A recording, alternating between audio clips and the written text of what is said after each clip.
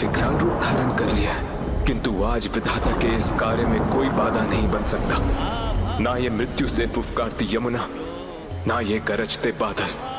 आज मुझे अपने पुत्र को यमुना पार गोकुल ले जाना ही होगा।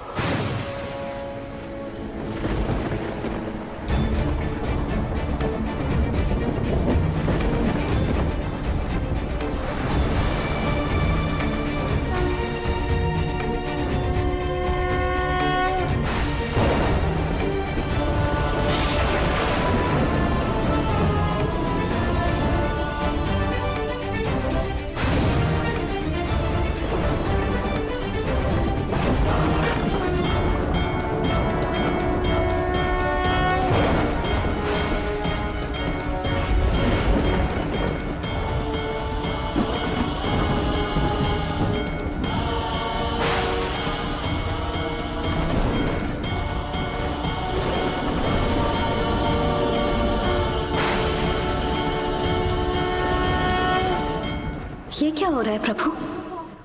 जहाँ यमुना को आपकी सहायता करनी चाहिए, वहीं वो आपके ही मार्ग की बाधा बन रही है। इस प्रकार तो महाराज वासुदेव गोकुल नहीं पहुंच पाएंगे।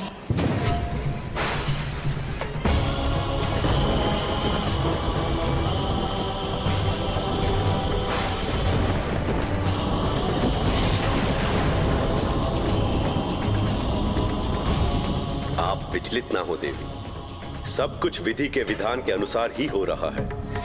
प्रभु, विधान तो ये है कि महाराज वासुदेव को गोकुल पहुंचना है नंद जी के घर, परंतु यहाँ तो जैसे यमुना की लहरें उनके जीवन को लील लेने को उतारू हैं।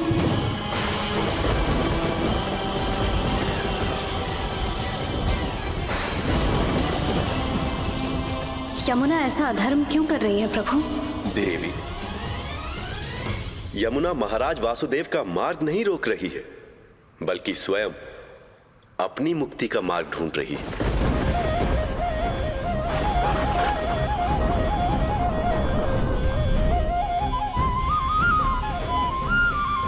मुक्ति का मार्ग?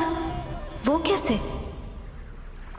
सूर्यपुत्री होने के कारण यमुना के भीतर सदा एक ताप प्रज्वलित रहता था, इसलिए वह नदी के रूप में जहां भी जाती थी, वहां ऋषियों की तपस्या खंडित होती थी। एक दिन क्रोध में आकर ऋषियों ने यमुना को कालिंदी के रूप में पृथ्वी पर जाने का श्राप दिया। तब मैंने उन्हें यह वचन दिया था कि द्वापर युग में जब मैं अवतार धारण करूंगा, तब मात्र मेरे चरण स्पर्श से ही उनका यह श्राप दूर हो जाएगा और उन्हें शीतलता मिलेगी। देवी, यमुना आज उसी श्राप से मुक्ति पाने के लिए अपना मार्ग ढूंढ रही है।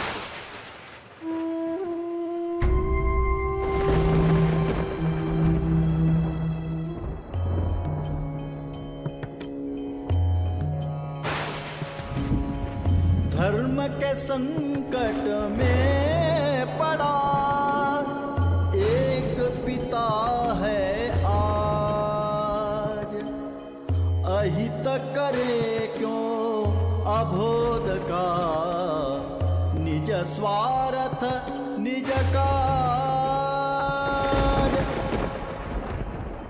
वासुदेव, इस बालक को गोकुल में नंद के यहाँ ले जाओ और इसके स्थान पर नंद की पुत्री को यहाँ ले आओ। यही नियति द्वारा निर्धारित है।